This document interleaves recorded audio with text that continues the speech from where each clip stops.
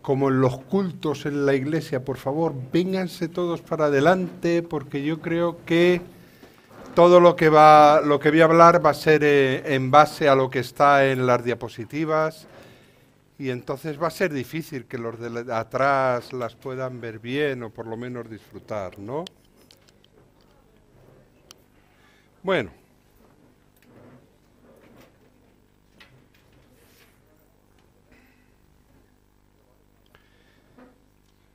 Esas dos fotos que hay ahí son de mi hospital. La de arriba es de todo lo que es el complejo hospitalario, que es un hospital general, que es el hospital insular, y luego un hospital materno-infantil. Y luego en la foto de abajo, pueden ahí en la tercera fila negra de ese ala, que son ventanas, o sea, en la planta 8, ahí está mi despacho. Así que, pues ahí está la dirección de mi trabajo por si alguien lo necesita. Vamos a entrar, yo creo, en materia directamente y vamos a ver varias cosas. Vamos a hablar de cómo se mueve un capellán dentro de un hospital. ¿Cómo se mueve un capellán dentro de un hospital canario? Vamos a precisar eso un poquito más. ¿Y cómo se mueve un capellán dentro de un hospital canario? Pues en base al convenio que hemos firmado pues con el Servicio Canario de la Salud.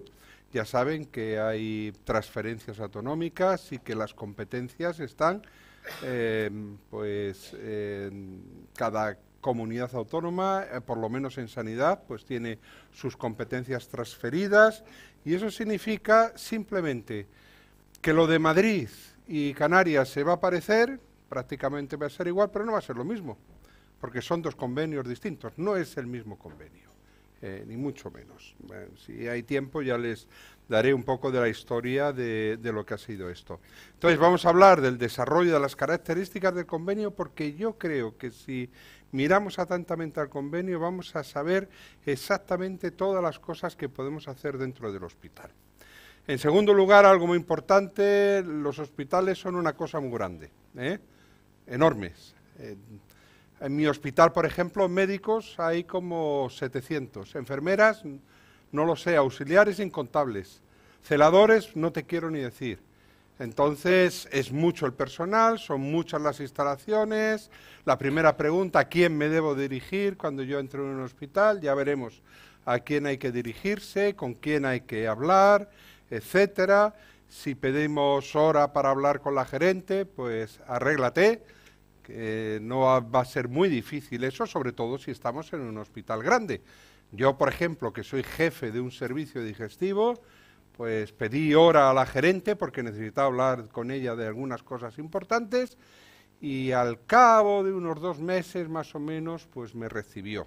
Con lo cual, pues necesitamos algún interlocutor que no sea, porque si a mí, que soy jefe de servicio, que trabajo allí, que me conoce hasta el gato, me ha tardado 2 meses en recibir, pues imagínense uno que viene por allí diciendo que quiere ser, con una carta del consejo diciendo, oye, que queremos la capellanía de hospitales, ¿no?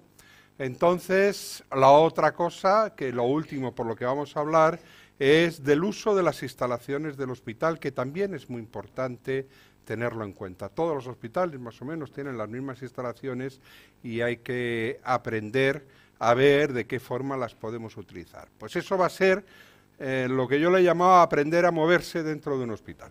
Que hay que aprender a moverse dentro de un hospital, como hay que aprender a moverse en un aeropuerto y hay que aprender a moverse en muchos sitios. Bien, empezamos con el desarrollo de las características del convenio, ¿no? Este convenio se firmó, como ustedes ven allí, en el 2011, ahí está la fecha, 15 de junio del año 2011.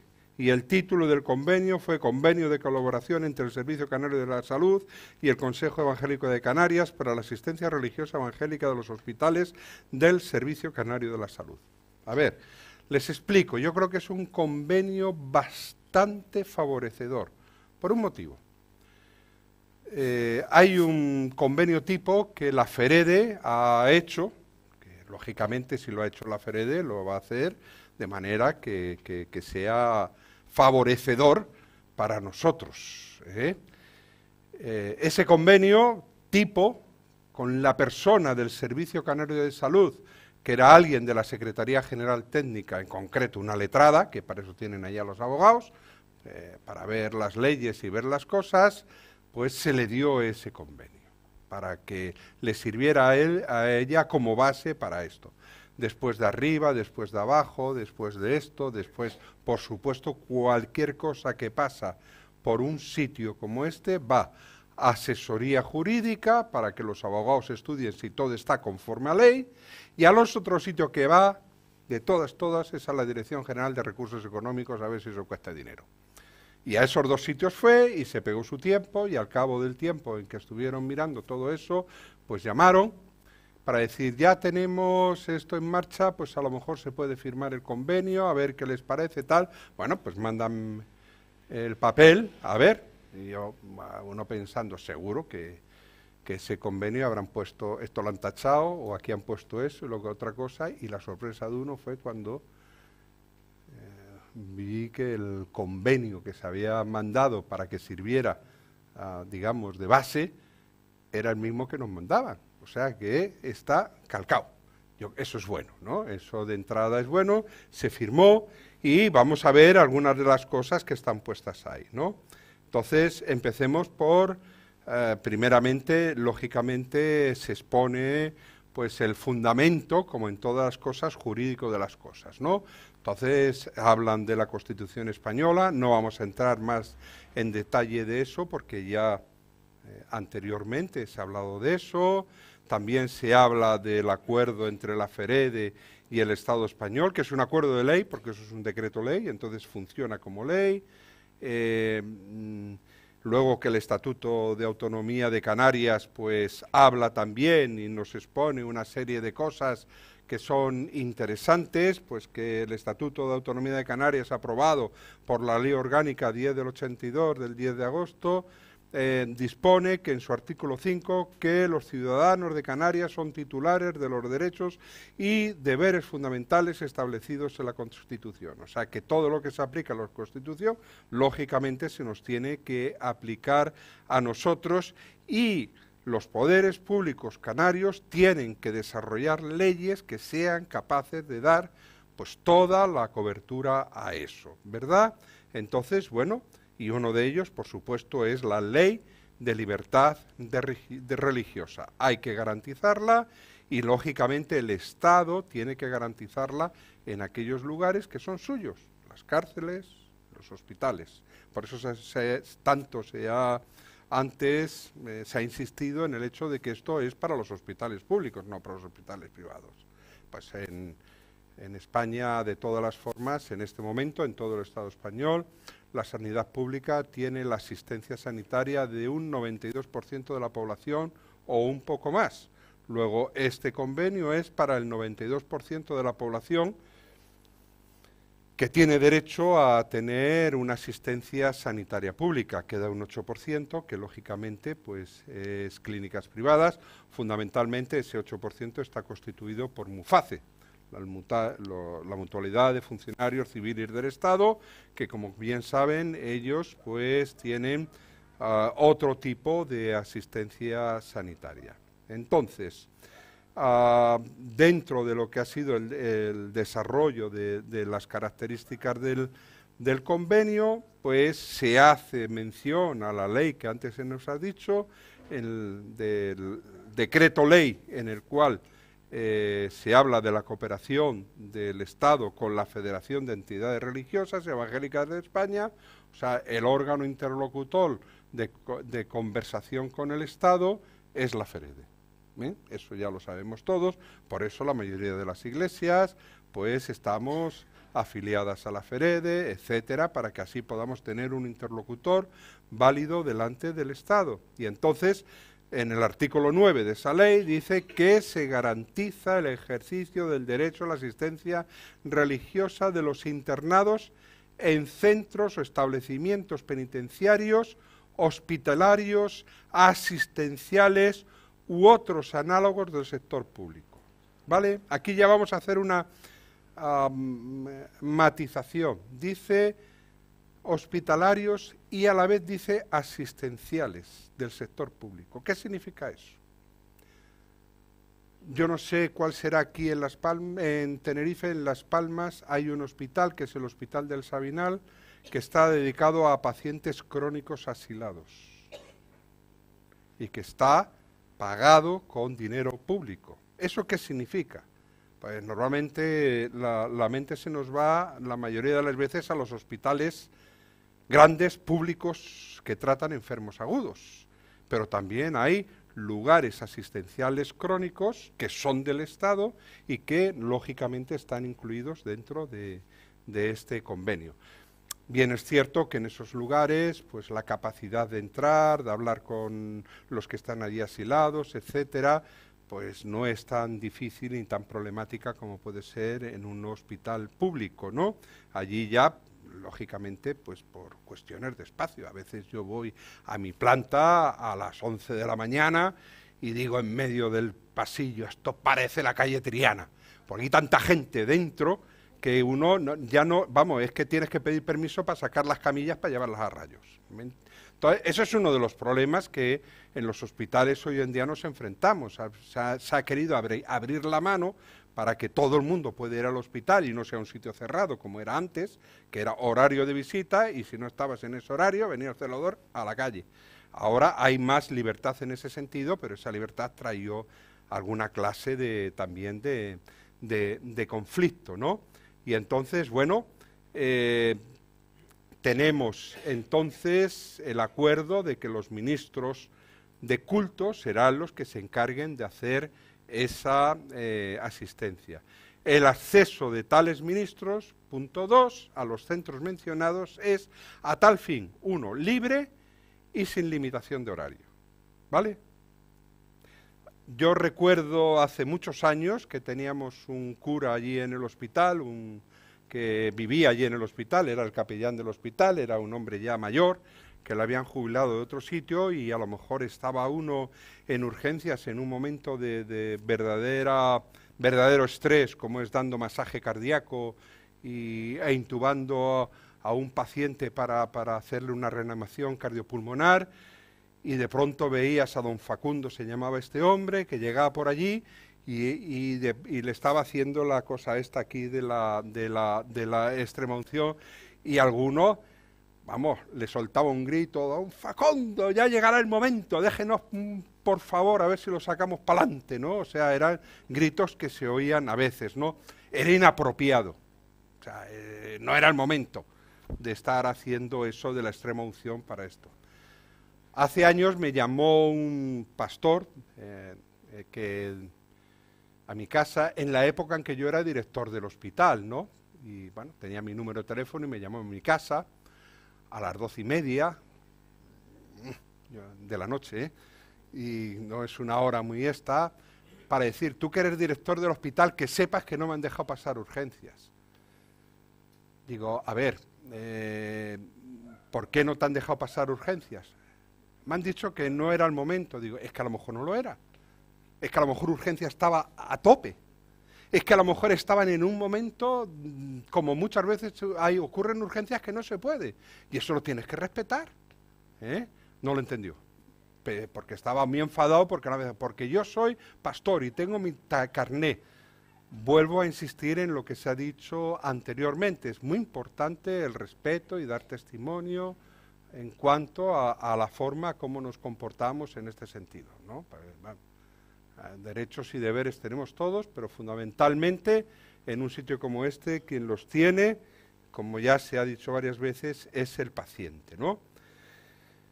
En todo caso, por eso la asistencia religiosa se prestará con el debido respeto al principio de libertad religiosa y con observancia de las normas de organización y régimen interno de los centros. lógicamente a lo que se refiere más, dice, a lo dispuesto en la legislación penitenciaria, pero también hay unas normas dentro del hospital que necesitamos pues guardarlas y reconocerlas, pues por el mismo respeto que tenemos que tener a todas las leyes y a los magistrados, como en Romanos se nos exhorta adecuadamente que tenemos que respetar la ley y a los magistrados. Habrá leyes con las cuales no estaremos de acuerdo. A mí nadie me puede obligar por derecho de conciencia, aunque eso hoy en día lo quieran poner en duda, que en cuanto a cuál es mi disposición ante la ley del aborto. Nadie me va, en ese aspecto yo no tengo por qué obedecer esa ley, pero lo que son leyes organizativas, por favor, hombre. Entonces, ¿por dónde voy a cruzar? Si hay un paso de cebra aquí y allí no, ¿por dónde tengo que ir? A veces cruzamos por donde no está el paso de cebra, pero es evidente que el lugar que está puesto para cruzar es el paso de cebra. Y eso es muy importante de cara al testimonio que tenemos que dar dentro de los hospitales, ¿eh? Eso está claro. Esto no es el libro del contrabandista de Dios, que estamos yendo a un país comunista que no cree en nada y que tenemos que hacer allí. No tiene nada que ver con esto. Esto es un lugar organizado y nosotros estamos dentro de una sociedad que hay que hacer una serie de actos que estén de acuerdo con la ley. Y bueno, luego habla de los gastos, que eso ya es otra historia, pero bueno, que ahí están, que los gastos que se desarrolle de esto, pues los tiene que corren a cargo de las iglesias pertenecientes a la FEREDE, que puede ser el Consejo Evangélico, etcétera, etcétera, sin perjuicio de la utilización de los locales que a tal fin existan en el centro correspondiente. Una cosa es que no se le pueda dar retribución dineraria al que está allí haciendo las labores de capellán, y otra cosa muy distinta es que no se puedan utilizar los locales que, lógicamente, como ya he dicho, como cada hospital es autónomo, pues haya que negociar y de buenas maneras con la ESTA. Una cosa muy importante que hay que tener en cuenta es que cada hospital tiene un centro de control de gasto, ¿vale? Eso que cada hospital tiene un centro de control de gasto significa que hay un gerente que es el que firma y es responsable de las cosas que se hagan dentro de cada hospital. Y cada hospital es autónomo. O sea, que lo que se haga hay que hacerlo hospital por hospital sin lugar a dudas. Igual que si sale un concurso del agua que se va a consumir, de las botellas de agua, pues probablemente en todos los hospitales no esté la misma botella de agua. Habrá diferentes botellas de agua porque en un sitio ha ganado Firgas y en otro ha ganado no sé qué, o sea, se han presentado y el que se lo ha llevado, pues se lo ha llevado, ¿no? Entonces, vamos a la siguiente, que yo creo que es una de las cosas donde nos vamos a basar. En el apartado 4 de este convenio, del convenio firmado, dice que el convenio nace con el espíritu de promover las condiciones para la mejor concreción, desarrollo y aplicación de los principios de igualdad y libertad religiosa, en aras al fortalecimiento de aquellos derechos y libertades individuales que atañen por derivación a las confesiones y comisiones en que se integren los ciudadanos. O sea que este convenio lo único que intenta es darnos las herramientas a nosotros para poder ejercer una acción beneficiosa en cuanto al derecho de aquellos pacientes que están ingresados y que pues sean de nuestra confesión religiosa. Ya matizaremos eso un poquito después en cuanto a esto, ¿no? Y dice que este convenio está hecho para normalizar. Cosa muy importante, porque este país ha sido católico de toda la vida y por mucho tiempo no hemos existido, los evangélicos no hemos existido. Pues cuando yo conocí al Señor allá en el año 68, me acuerdo de un chico que para casarse, bueno, un chico y una chica, que para casarse se tuvieron que ir a Gibraltar, porque aquí era imposible, ¿eh? Pues eso era algo que afortunadamente hoy está normalizado. Ya está el ministro de culto, los casa la iglesia y eso tiene valor legal delante del Estado, ¿no? O sea, todo eso significa normalización. En el siglo pasado ni siquiera éramos españoles, porque Menéndez y Pelayo nos llamó los heterodoxos españoles. O sea, que los que éramos evangélicos no podíamos ser ortodoxos españoles, tenemos que ser heterodoxos, ni españoles, ¿no? Nos consideraban entonces. Y esto, pues, es algo más de la etapa lenta que nos ha tocado vivir para normalizar nuestra situación en este país. Y una de ellas, lógicamente, pues es la asistencia, en este caso de lo que estamos hablando, en los hospitales. ¿De acuerdo? En la siguiente, pues, podemos leer algo que se está diciendo esta mañana mucho, a la asistencia religiosa de los enfermos que lo deseen en los hospitales del Servicio Canario de Salud según las estipulaciones del presente convenio. O sea que el Servicio Canario de Salud va a reconocer, proteger y posibilitar el ejercicio del derecho garantizado por el artículo 9. ¿Y cuál es el ejercicio, lo que quiere garantizar el Servicio Canario de Salud? Que no haya una persona en el hospital que sea evangélica que no tenga asistencia religiosa. ¿Vale? Y volvemos a lo mismo. No es el capellán, como el que dije antes, es que yo tengo mi carné, a mí me tienen que dejar pasar en urgencias. Ese no es el derecho que se quiere garantizar. El derecho que se quiere garantizar es que hay un paciente ahí dentro que quiere asistencia espiritual y el Servicio Canario de Salud se la tiene que dar. Y por eso no le queda más remedio que poner un capellán en cada hospital.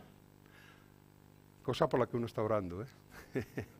Para ver si es verdad que tenemos un capellán en cada hospital en todas las islas, tanto en los grandes como en los chicos, y si es posible también, pues no olvidar a los centros asistenciales, entre otras cosas para la ayuda espiritual y entre otras cosas para algún día conseguir la normalización de nuestra como evangélicos en la sociedad española, que todavía nos queda algo, ¿no? Todavía uno tiene que ir por ahí explicando a la gente qué es lo que cree uno y tal y cual, y vosotros sois como los testigos, y esas todavía tenemos que estar dando un montón de explicaciones en este sentido, ¿no? Ya no es la curiosidad religiosa exclusivamente como tenía la mujer samaritana, ¿dónde hay que adorar? ¿En este monte o en Jerusalén? Sino es que ni eso es lo que se explica, sino realmente qué somos. ¿Algún invento de los americanos? O sea, ¿qué somos nosotros, no? Pues eso, lógicamente, lleva su tiempo, Eso es así. Pero bueno, que quede claro que siempre es el paciente. Mire, si ustedes se leen los planes estratégicos de todos los hospitales del Estado español, todos dicen lo mismo en su inicio, que el hospital de tal o cual o eso tiene una misión especial que es la orientación al usuario. O sea, como quiere decir que el usuario, el paciente, es el importante. Eso también ha llevado la necesidad de hacer un cambio de cultura, porque antes lo importante éramos los médicos. Allí, vamos, los batas blancas éramos los que teníamos allí hasta la capacidad de hacer lo que nos saliera de las narices con los pacientes, y eso se ha acabado, ya no es así. Ahora es el paciente el que decide lo que se tiene que hacer, y el paciente decide qué es lo que quiere, hasta desde el punto de vista religioso. ¿De acuerdo? Y ahora vamos a eso. ¿Qué es, entonces, ya una vez visto que el Servicio Canario de Salud quiere garantizar la asistencia de todos aquellos creyentes que estén hospitalizados, una vez que hemos visto que cómo se ha desarrollado esto, etcétera, etcétera, etcétera, ¿qué dice el convenio de cuáles van a ser las funciones? Fíjate que lo dice el convenio, o sea, lo dice el convenio, las funciones que nosotros vamos a poder desarrollar en los hospitales. Pues mire, lo dice ahí claramente. Habrá que hacer ejercicio del culto, La administración de sacramentos, efectivamente lo pone así en la FEREDE, yo creo que es una concesión de contextualización acerca de lo que es la Santa Cena, para que lo entiendan, porque a ver, si pones ahí la Santa Cena, se van a ir a internet a ver qué es eso. Pero bueno, ya saben lo que son los sacramentos, pero bueno, está así, yo creo que es una palabra que si vamos a su raíz, pues la podemos utilizar y no nos da ninguna esa. Cura de almas, predicación del Evangelio y magisterio religioso. Fíjense lo que dice, predicación del Evangelio y magisterio religioso. ¿Y eso de qué manera se hace? 1, visitando a los enfermos, ¿vale? 2, celebración de actos de culto. 3, asesoramiento en cuestiones religiosas y morales. Y 4, colaboración en la humanización de la asistencia sanitaria. No saben el partido que se le puede sacar a eso. No saben el partido que se le puede sacar a eso. O sea, que tenemos esas 4 según nuestro convenio. O sea, que si yo voy a pedir permiso para hacer una cosa bien hecha, por supuesto, voy a dar un concierto. Va a ir, yo qué sé, el Coro Unido de Tenerife y va a dar un concierto en el hospital no sé dónde. Por poner un ejemplo, yo qué sé, cualquier cosa que se les ocurra. Mientras sea una cosa lógica, no vamos a decir cosas que no sean lógicas. Entonces yo puedo poner según el convenio, no sé qué, no sé cuántos, todas estas cosas que hay que poner ahí, que estaba pues en vista de colaborar en la humanización de la asistencia hospitalaria, solicito permiso para el día tal me sea concedido el salón de actos para que el coro gospel de Tenerife pues tenga un concierto que sirva para ayudar en todo lo que ustedes quieran, al personal y a los pacientes, por poner un ejemplo, que se me ocurre así de golpe porque no lo tenía pensado referente a eso. O sea, todas estas cosas, ¿no? O sea, que aquí hay cosas. O sea, que nadie diga, es que no sé qué tengo que hacer. No, aquí tienes muchas cosas para hacer, ¿de acuerdo? No es solamente visitar a los enfermos, sino algo más, ¿de acuerdo? Visita a los enfermos. Mire, tienen que hacer labor de propaganda independiente. Antes preguntaba a alguien, ¿quién a quién hay que dirigirse para que alguien pueda tener una asistencia religiosa? A la enfermera de la planta, a la supervisora. Y la supervisora es la que tiene que llamar y tiene que encargarse de buscar a alguien. Luego, una de las cosas que hay que hacer, que es importante, una vez no van a pagar, pero vamos, a una bata y derecho, y que ponga capellán, ni a eso te han dado una bata. Bueno, hablaré yo con Wendy, porque no... Hablaré con Wendy porque a una bata sí hay derecho, a una bata sí hay derecho. Pero bueno, si nos encontramos con alguien rácano, pues entonces, vale, te compras una bata y... Sí, bueno, se niega el hecho de la ESA, pues habrá que hablar con ella. Para no hacer una protesta oficial, la haremos extraoficial, ¿de acuerdo? Bueno, hablaremos, porque eso en realidad tiene que ser así. Hay derecho a eso y con una identificación clara donde ponga capellán evangélico, ¿no? Y entonces, bueno, pues hay que ir por las plantas, ofrecerse a todo el mundo, mire, soy fulanito y estoy aquí, tal, este es mi horario, este es mi número de teléfono, tal, cualquier cosa que necesiten. O bien, si hay un circuito de llamada, que lo pueda haber, porque hay protocolos de estos, lo que se quieran, pues a la persona, en la centralita hay un montón de esto. Yo que sé, nos podemos encontrar en zonas turísticas que vengan alemanes, y uno no sabe alemán, pero bueno, puede haber un intérprete, pues decírselo al intérprete, decírselo a tal, mira, asistencia espiritual a personas, bien, todo eso, por supuesto que yo creo que vale la pena, y a las personas que hay que presentarse y que son la clave en ese aspecto son a las supervisoras de las plantas. A fin de cuentas, las plantas se llaman unidades de enfermería, no allí... los médicos estamos y vemos a los pacientes y todas estas cosas, parece que son los que mandamos, pero en la planta no mandamos, quien manda es la enfermera, ¿de acuerdo? O sea, que eso téngalo siempre de acuerdo. Y hay un lugar muy especial, sobre todo en los hospitales donde esté, que es la unidad de cuidados paliativos. Ese lugar es muy importante, ¿eh? Tal es así que, por ejemplo, del hospital del Negrín, una vez llamaron para preguntar, a ver, que diera un número de teléfono de alguien para asistencia espiritual. ¿Qué es una unidad de cuidados paliativos? Un lugar donde se atienden a los pacientes terminales. Y si hay alguien que necesita cuidado espiritual, indudablemente son los pacientes terminales. Eso no es que vayamos a todos los pacientes terminales, pero puede haber alguien que reclame una asistencia espiritual, ¿eh? Que puede ser incluso alguien que no sea pues creyente, pero que se está enfrentando a los últimos días de su vida y quiera tener algún tipo de consuelo espiritual. Y a lo mejor en su vida ha querido saber nada de la Iglesia Católica, pero se acuerda de aquel compañero de la mili que le habló del Evangelio, que le tocó, y en ese momento le viene a la memoria. Eso ocurre, ¿eh?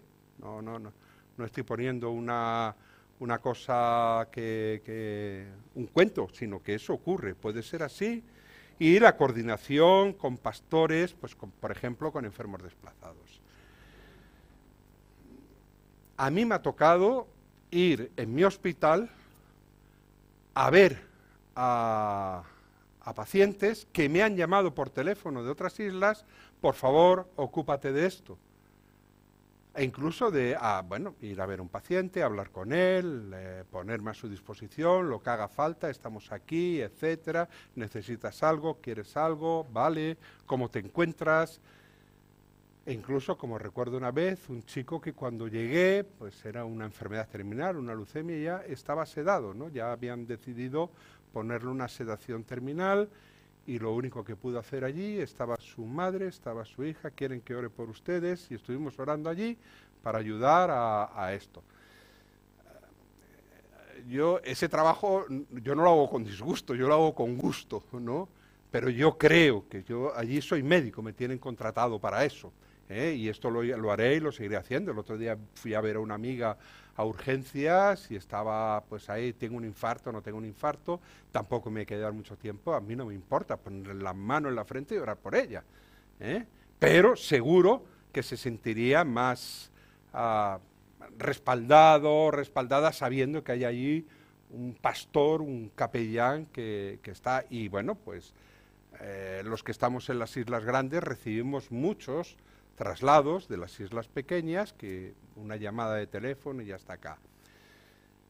Yo creo, honradamente, es mi opinión, que eso tendría que ser también dentro de las islas del mismo lugar, de las iglesias del mismo lugar.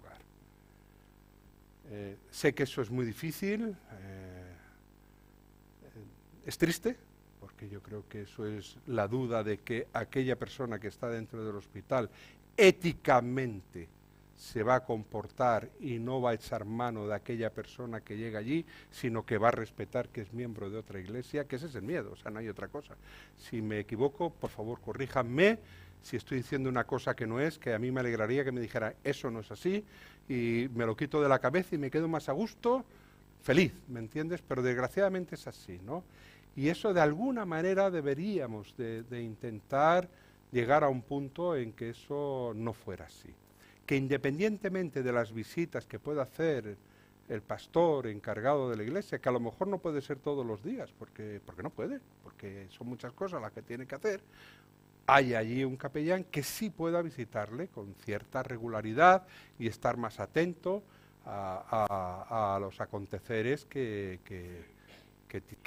pueden ocurrir. Pero bueno, esperemos que sea así. Miren, la mayoría entre los médicos tenemos un comportamiento que está dentro de la deontología médica que dice que no nos debemos de quitar los enfermos unos a otros.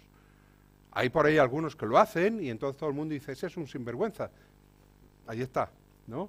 Pero la mayoría lo que hacemos es, debe ser que como ya soy muy viejo, pues me toca hacer de consultor y de hacer muchas segundas opiniones, y doy muchas segundas opiniones todos los días de cosas que se están haciendo y a ver si están de acuerdo o a mí me parece bien que lo hagan, y ya no me quedo con ningún paciente. Entonces eso es importante tenerlo en cuenta, pero bueno, a lo mejor podemos con el tiempo llegar a darnos cuenta de que eso es así. Pero fíjense en esto de los cuidados paliativos, el por qué yo creo que es importante. Este es un artículo que salió, es un artículo médico, o sea, no estoy hablando de un artículo religioso, sino de un artículo médico. Entonces, en este artículo médico donde hablaba del acompañamiento espiritual en los cuidados paliativos, fíjense lo que decía. Había la opinión de un médico de 46 años que tenía 8 años de experiencia en cuidados paliativos de oncología, que quizás son los más duros. Dice, mejor evolución y más llevadera la situación de terminalidad en pacientes y familiares creyentes, convencidos antes de afrontar esta situación. ¿Vale? O sea, que yo creo que eso ya pone de manifiesto que la atención espiritual en esos momentos es buena, ¿no?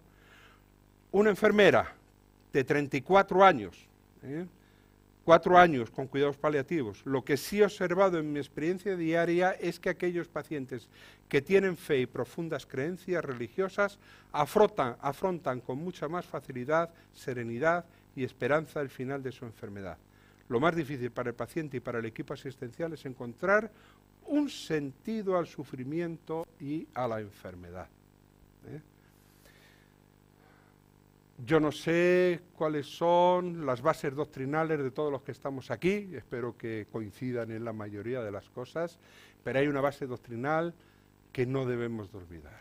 La Biblia nos enseña que el sufrimiento es usado por el Señor para enseñarnos y ayudarnos. La sociedad de hoy en día te enseña que el sufrimiento es algo innecesario. Por eso hay tanta depresión, porque hay mucha gente que sufre, porque el sufrimiento está ahí. Pero lo que nos enseña la palabra de Dios, que el sufrimiento tiene un valor terapéutico para nosotros, porque tiene sentido, el sentido lo da Dios. Y eso no lo debemos de olvidar.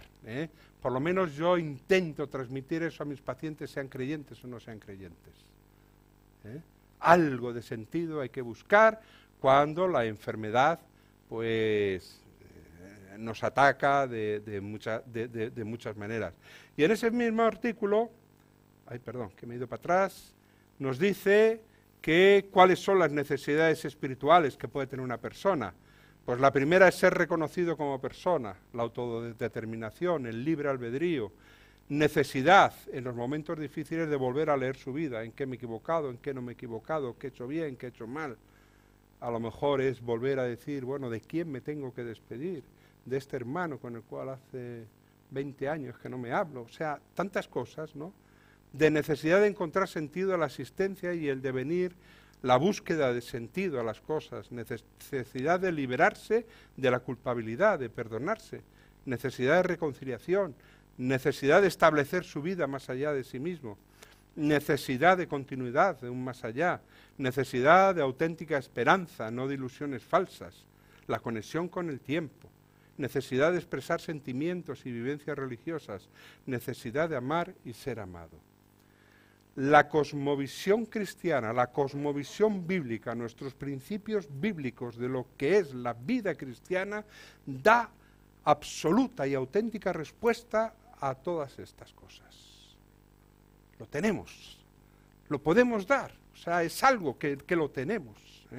A lo mejor nosotros, si nos vemos en la misma situación, vamos a tener nuestras angustias y nuestras necesidades, y aunque creamos, vamos a necesitar a alguien que esté al lado. Yo leí una poesía de un hermano muy conocido de muchos años de recorrido en la fe en este país, ya muy mayorcito, que se tenía que operar. Y leí la poesía que escribió la noche anterior. Y es una poesía de angustia, como muchos salmos. por lo que me iba a venir. ¿Qué pasa? ¿Que no tenía fe? No, es un ser humano que estaba sufriendo en ese momento y en ese momento él esa ansiedad se la transmitió a Dios para terminar, como terminan los salmos, confiando en Dios y esperando en Él. Y para eso estamos nosotros también, para poder a nuestros hermanos que están en sufrimiento, no ir allí a decirle, es que no tienes fe, ¿eh? ¿Cómo estás así? A ti te falta... No, no, no, ¿qué dices? O sea, claro, que es que esto te tiene que hacer sufrir, ¿no? No me voy a meter en la pastoral, pues yo aquí soy médico, ¿no?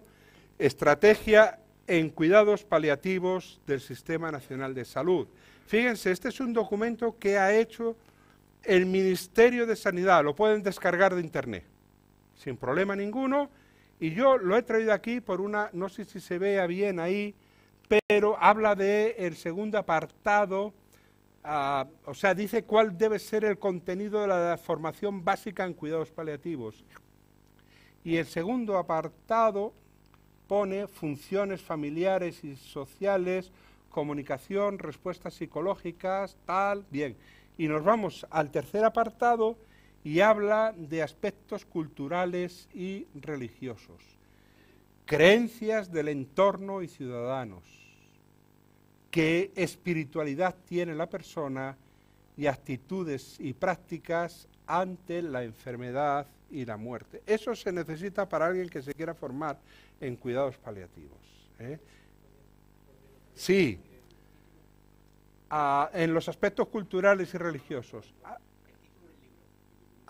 Sí, por supuesto. Estrategia en cuidados paliativos del Sistema Nacional de Salud. Es un librito descargable en PDF desde el Ministerio de Sanidad y Consumo. Yo creo que si se pone exactamente como está puesto ahí en Google, sale, ¿eh? Está muy bien, es un libro que vale la pena. Bueno, hay muchas cosas técnicas que no tienen ningún sentido el saberlas, pero esto sí. Entonces, la espiritualidad, eso es algo fundamental. O sea, todo paciente que está en una situación ya con cuidados paliativos, el aspecto espiritual hay que tenerlo en cuenta. Entonces, a ver, se tiene en cuenta habitualmente, en algunos sitios sí, en otros no, depende de los protocolos, etcétera. Ahora, ¿qué puedo hacer yo? Tarjetita y a la unidad de cuidados paliativos, hola, soy fulanito, soy capellán, me pongo a su disposición para cualquier situación espiritual que se necesite con los pacientes que estén aquí ingresados, o si es necesario porque hay algunas unidades de cuidados paliativos que tienen extensión a las casas, pues incluso se puede hablar de las casas y bueno, pues eso ya veremos, ¿de acuerdo? Bien. Bueno, ya hemos pasado, vamos a pasar a otra parte del convenio que son la celebración de los actos de culto. Tengo que poner el ejemplo de mi hospital. La coincidencia que cuando yo estaba de director médico en el hospital, pues se estaba haciendo la reforma de todas las instalaciones, y una de las instalaciones que se echó abajo es la capilla, y había que construirla de nuevo, y yo estaba en la comisión en la cual se hacía la construcción, se decidía todas esas cosas, y indudablemente cuando yo di mi opinión allí, digo, la capilla tiene que ser multiconfesional. No dije para católicos y evangélicos, sino dije multiconfesional, o sea, para judíos, ortodoxos, musulmanes, para todo el mundo.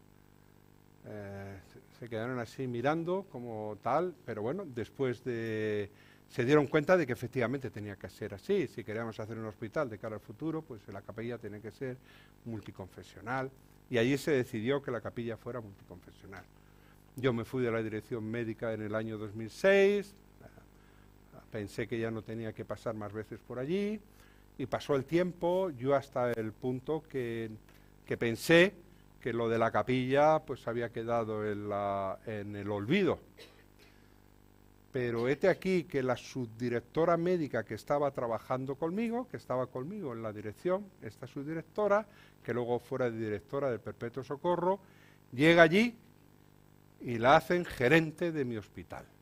Y un día estoy en mi casa y recibo un correo electrónico diciendo, me decía lo siguiente, un correo electrónico, un SMS, Ángel, ¿te acuerdas de la capilla del hospital que es multiconfesional?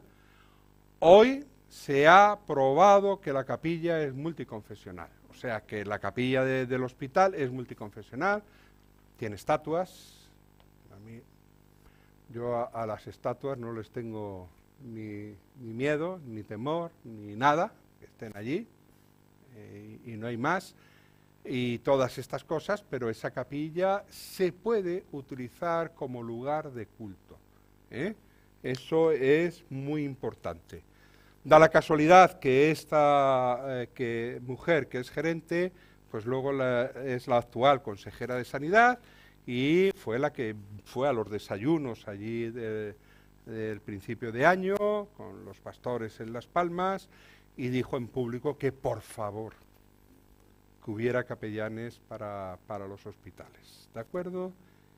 Y luego a mí me dijo en plan personal que después de la reunión allí, se oró por ella, todas las cosas, me dijo, Ángel, yo creo que tengo que venir aquí alguna vez o vendré alguna vez de incógnito, sin ser la consejera, ¿no? a la iglesia, con lo cual, bueno, pues yo me llevé una satisfacción grande de que dijera eso, ¿no? Bueno, hay una capilla multiconfesional que se puede solicitar, ¿me entiendes? O otro lugar. Lo más probable es que de momento digan no hay sitio, pero bueno, habrá que seguir insistiendo. Quizás el Consejo Evangélico tendrá que hacer a nivel gestiones. Indudablemente tendrán que ser gestiones con cada hospital, no queda más remedio, y todas estas cosas, pero es importante tener una celebración de un lugar donde poder hacer un culto. Se puede ofrecer un culto, por supuesto, para que la gente vaya, a lo mejor hay dos, ¿vale? Pueden venir gente de fuera para que parezca que haya más gente, pero no para que parezca, es que haya más gente y que, bueno, y allí podemos alabar al Señor. Y hay una cosa muy importante. Yo no tengo delimitados cuántos hermanos en la fe tengo en mi hospital. Sé que como 8 o 9 los tengo, pero sé que hay más. Porque de pronto un día voy a una iglesia y de pronto dice, no, pues mira, este trabaja en la UBI del materno. Ah, sí, oye, pero tú, sí, mira, y no nos conocíamos, ¿no? Y además tampoco tenemos mucha relación, porque él va a una iglesia, yo voy a otra iglesia, tenemos la vida ya demasiado hecha y tampoco nos podemos ver muy a menudo. Pero hay una cosa que yo he pensado que me gustaría mucho hacer, que es un día a la semana a las 7:30 reunirme media hora con mis hermanos en el hospital a orar, hasta las 8. Antes de empezar a trabajar, para que nadie me diga que estoy quitando horas de trabajo. ¿Vale? Que a lo mejor tendría derecho, como para el bocadillo, pero no vale la pena, o sea, a las 7:30, para dar testimonio de que uno puede hacer eso fuera del horario. Por ejemplo, y eso sería un testimonio de parte de todos los creyentes para el resto de las personas dentro del hospital. Pues para eso sí, necesitamos un lugar donde reunirnos y el convenio lo recoge, o sea que tiene que haber un lugar. Se podrá habilitar cuando sea posible locales en los centros sanitarios en los que se pueda celebrar el culto e impartir asistencia religiosa en función de las solicitudes existentes, pudiendo ser destinado a estos fines espacios de usos múltiples. Si no es en la capilla, hay aulas de docencia que pueden estar libres y que se pueden utilizar para esto. Lugares hay donde se podrían hacer estas cosas, pero indudablemente que el conseguir la capilla pues sería algo muy aconsejable para estas cosas, ¿no? Tiene que ser, dice también en la siguiente, que esos espacios tienen que ser compartidos con otras confesiones religiosas, que hay que ponerse de acuerdo con el calendario. El otro día la persona de mi hospital, que es la que está encargada de todas estas cosas, lógicamente tiene que ser el coordinador de calidad, que es el que se encarga de las ONGs, bueno, pues de todas estas cosas, y lógicamente a él le han puesto esta responsabilidad. Dice que tenemos que tener David y bueno, a mí me ponen por medio, estoy allí como los jueves, en medio de todas estas cosas, para ir a hablar con el vicario. Y con el vicario, ¿qué es lo que hay que hablar? Pues cómo nos vamos a repartir el horario de la capilla. Pues ya está, pues muy bien. Lo hacemos y casos, ¿no? Y luego se podrán hacer, está ahí en rosa, en casos excepcionales y con el conocimiento previo del responsable de la asistencia religiosa evangélica del centro hospitalario, se podrá proceder a otros usos que no desdigan de la condición propia de un lugar dedicado al culto religioso evangélico. O sea, un bingo no se puede hacer allí, ¿no? Poner un ejemplo. U otra medida recaudatoria, que se nos ocurra, pues no podemos hacerlo ahí. Y eso está, no se puede hacer. Tiene que ser dedicado a esto. Y ya digo que si es para orar, se puede conseguir una aula de docencia fuera del horario habitual, pues a las 7:30, no va a haber ningún problema en conseguir esto. Bueno, sí puede haber un problema de que al principio diga, ¿y esto qué es? No lo sé. A ver, ¿qué quieren estos? Pero bueno, pues habrá que seguir. Yo siempre les recomiendo que encuentren quién es el interlocutor válido en el hospital para decir todas estas cosas. Que no es el director médico, se lo garantizo. El director médico no tiene ninguna clase de autoridad sobre esto, aunque todos pensamos que es al que hay que ir. La gerente o el gerente sí, pero ya digo que llegar a él cuesta mucho trabajo y alguien tiene que haber por ahí, o si no que le digan, mire, ¿quién es mi interlocutor aquí en este sitio? Yo fui capellán en Málaga y el coordinador de calidad que tú has mencionado, alguien parecido a eso, es el que me puso en contacto con todos los enfermeros o los que estaban a cargo de las plantas. Tuve una reunión con ellos, donde pude informar quién era yo, y él mismo me gestionó todo el tema de calzado, bata.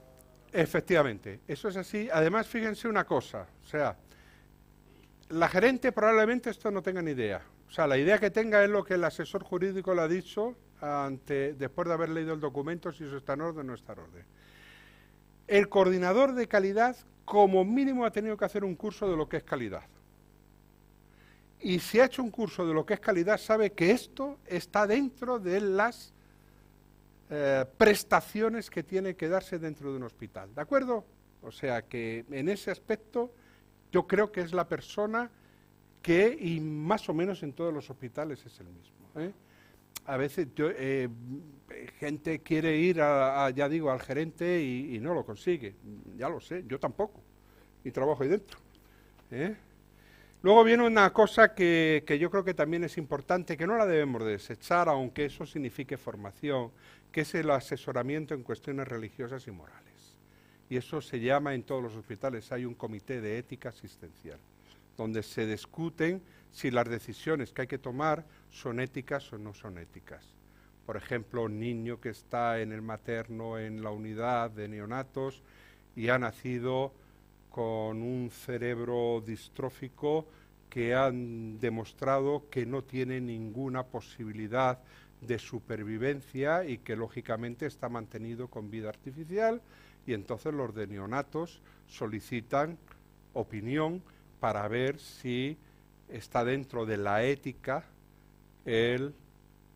a ese chiquito desconectar del respirador o no desconectarlo, ¿de acuerdo? Y entonces el Comité de Ética Asistencial valora y dice, pues vale, en este caso es ético. En otro caso de un niño que tuvo no sé qué cosa y tiene actividad cerebral y no sabemos qué va a ocurrir en el futuro inmediato o tardío, lo que sea, ¿es ético? No, no es ético desconectarlo. Esas decisiones se toman. ¿Por qué es importante estar en un comité de ética asistencial? En mi hospital, yo estoy dentro del comité de ética asistencial, me metí dentro y tenemos a la presidenta del comité de ética asistencial, es una hermana de mi iglesia que es catedrática de bioética, o sea que por lo menos nosotros estamos allí, pero hay gente que tiene ética marxista, es increíble, todavía a estas alturas hay gente con ética marxista, no sé por qué, porque ya el marxismo no sé dónde está, pero sigue habiendo gente con ética marxista, hay gente con ética utilitarista, que es la más habitual en nuestro medio, y de alguna manera alguien tiene que decir allí, yo tengo ética de valores. Y los valores que tengo son estos, entonces hay que estar allí, pues porque vale la pena, por lo menos, el de estar allí y el poner nuestra opinión. Aparte es que en lo que dice la ley dice que el cura tiene que estar. Luego lo que podemos decir es si el cura está, nosotros también. Indudablemente, ya digo que eso requiere, lógicamente, bueno, hacer un poco de estudio en bioética, porque no es llegar allí y decir, la Biblia dice, porque es un lugar donde lo que hay que dar son argumentos, ¿no? Argumentos bíblicos, pero hay que dar argumentos, ¿no?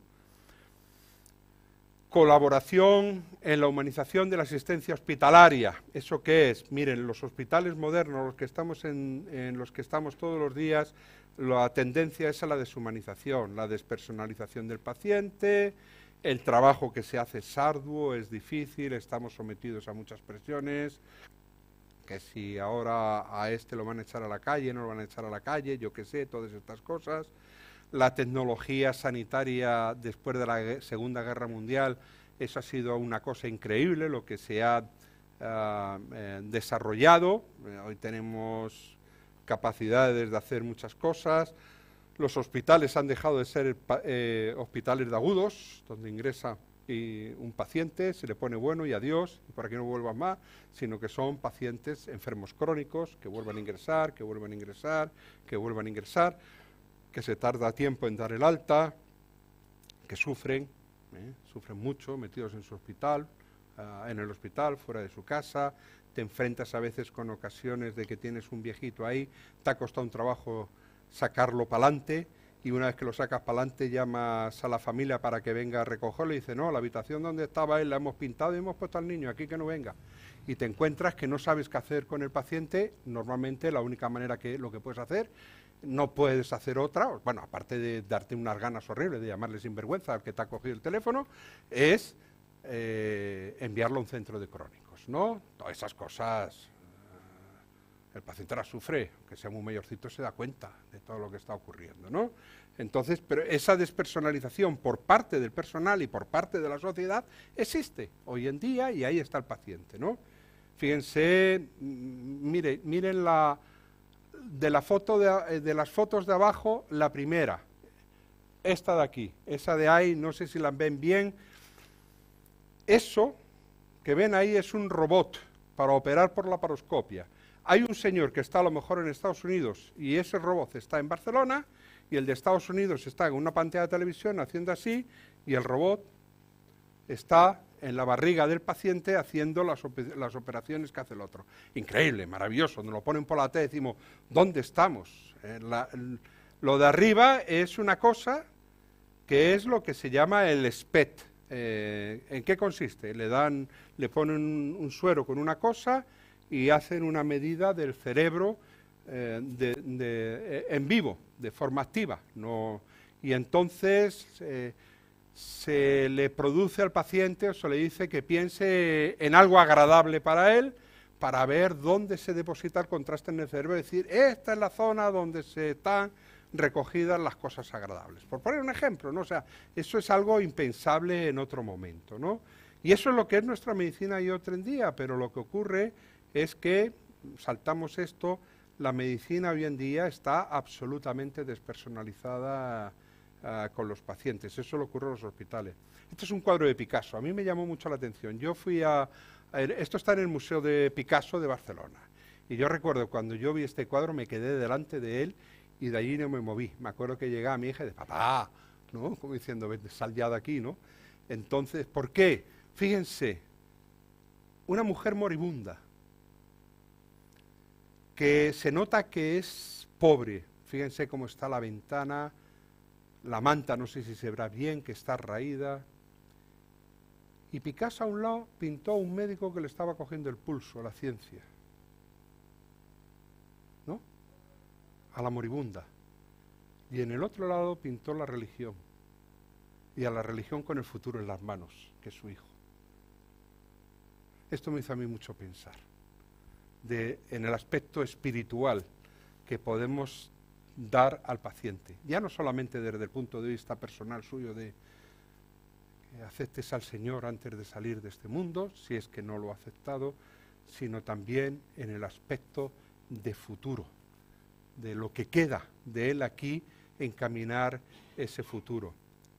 Este es un hospital de Estados Unidos, el Johns Hopkins. Muchas veces ha sido elegido el mejor hospital del mundo.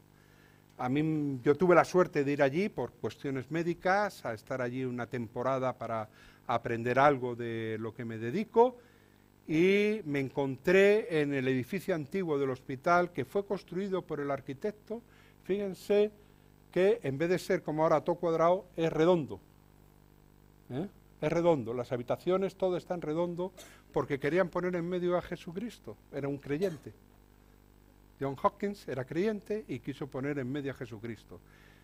Una gran estatua del Señor Jesucristo, era presbiteriano, o sea que no podemos pensar que es que adoraba imágenes y cosas por el estilo, pero una gran estatua de Jesucristo, y el versículo de Mateo de venid a mí todos los trabajados, todos los que estáis cansados y cargados, y yo os haré descansar. El Señor Jesucristo, sanador y consolador. Yo, de verdad, yo iba con un grupo de médicos allí, de españoles, de muchos sitios del Estado español, y yo cuando entré allí vi la imagen del Señor Jesucristo y aquello redondo, y en medio con los brazos extendidos en la puerta, yo me emocioné, Y yo creo que, bueno, pues es eso lo que tenemos que transmitir a la gente, ¿no? Que el Señor Jesucristo es el sanador y el consolador. Actividades dirigidas al personal del hospital. Pues lo que hemos dicho antes, grupos de hermanos creyentes, reuniones de oración, fuera del horario laboral para que no haya problemas, reuniones divulgativas sobre temas concretos en lo que se pueda exponer un punto de vista cristiano, conciertos. En la Universidad de Las Palmas está el aula Martín Lutero. Pues es un aula cultural, como muchas aulas que hay allí. De estas hay una, por ejemplo, que la lleva Piedra Pómez, que es un aula de humor. Esa está llena hasta la bandera cada vez que se reúne, porque vamos, te mueres de risa con ellos allí. Hay diferentes cosas del estilo, y el aula Martín Lutero, ¿qué es lo que pretende? Pues hablar de los valores cristianos en nuestra sociedad e intentar de alguna manera transmitir cuál es nuestro sentir. Pues de la misma manera se pueden hacer en el hospital actividades de este tipo, ¿no? Por supuesto, dentro de lo que son las reuniones propias que hay en el hospital de muchas materias, ¿no? Indudablemente que hay que ser muy cauto en lo que se pone en la petición, ya les dije antes, en la humanización del hospital, según dice el convenio, queremos hacer esto, tal cual, pero hay que ser muy cautos, no podemos hablar ahí de todos necesitamos al Señor Jesucristo y queremos hacer una invitación. No podemos, porque eso inmediatamente va a ser cortado y van a decir que proselitismo no. Y yo lo creo, o sea, creo que eso debe ser propio del hospital. Porque si nos dejan hacer a nosotros proselitismo, que se lo dejen a los mormones, que se lo dejen, porque eso es lo que dice la ley española. Y eso tampoco puede ser. A mí, por lo menos yo, pondría mañana mi protesta, porque si ya aguantamos allí un montón de gente dentro del hospital en momentos que son pacientes, o sea, pacientes, familiares de pacientes, imagínense si entra todo el mundo por allí. O sea, que no se puede hacer eso, ¿no? Conciertos, yo creo que eso es algo muy importante. Siempre en Navidad hay iglesias que van allí con grupos para ir cantando por las habitaciones, que siempre es bienvenido, pero se puede hacer en cualquier momento del año. Y luego, pues, ¿a quién dirigirse? Pues ya eso yo creo que lo he estado hablando en todo este tiempo. El artículo 7, esto es lo del reglamento de hospitales. Todas esas cosas tiene el director gerente. El director gerente en el hospital está poco, porque siempre le están llamando de servicios centrales para tirarle de las orejas de a ver lo que está gastando, ¿no? Y para decirle que tiene que hacer esto, que tiene que hacer lo otro, que tiene que hacer lo que demás allá, y bastante cosas de estas tiene en la cabeza, ¿no? Entonces, este es un organigrama de un hospital normal, fíjense todas las cosas que hay ahí, y ahí abajo lo que está puesto es lo que es la persona que yo creo que en todos los hospitales va a ser, por lo menos aquí en el Servicio Canario de Salud, creo que va a ser que es así, la persona encargada, que es el coordinador de calidad, ¿de acuerdo? Y luego pues terminamos con el uso de las instalaciones. Despacho. Buena pregunta. ¿eh? Yo estoy pidiendo desde hace un montón de años despachos para mi servicio porque no tengo para toda la gente que está allí, ¿eh? Hay gente que tiene en una taquilla que está en la entrada del baño, allí es el sitio donde puede poner las cosas. Taquilla yo creo que sí, que eso es factible de poder hacer. ¿Se necesita despacho? Indudablemente, hay cosas que no se pueden hacer en una habitación. Por muy moderno que sea el hospital, el mío, son 2 pacientes los que hay por habitación, ¿eh? No se le olviden nunca si van allí y van a hablar con una persona que es creyente y hay otra persona al lado que no es creyente y van a orar, pedir permiso, ¿vale? Es muy importante, pidan siempre permiso a la otra persona. No sabemos si le vamos a molestar, ¿eh? Y va a decir, pero bueno, ¿y cómo le va a molestar a alguien que se ore por él ahí dentro del hospital? Puede ocurrir. Yo me llevé una sorpresa terrible en el primer entierro que fui, porque llego allí, era el cementerio civil, allí en Madrid, y entro dentro del cementerio y me encontré un monolito, vamos, el de 2001, una odisea del espacio, eso no era nada comparado con lo que estaba puesto allí.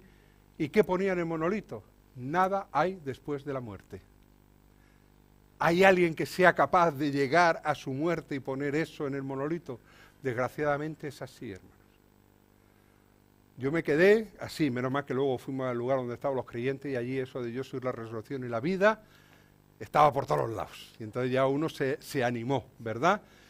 Pero puede existir que haya alguien que no quiera, pues si no quiere no podemos, porque es el paciente, es la autonomía del paciente y el derecho del paciente. Podemos salir fuera, si se puede levantar y caminar y eso, o decirle, mire, y a usted no le importa, ya que usted no quiere darnos un segundo de intimidad, ¿no? Y luego un despacho donde poder atender espiritualmente de forma a la gente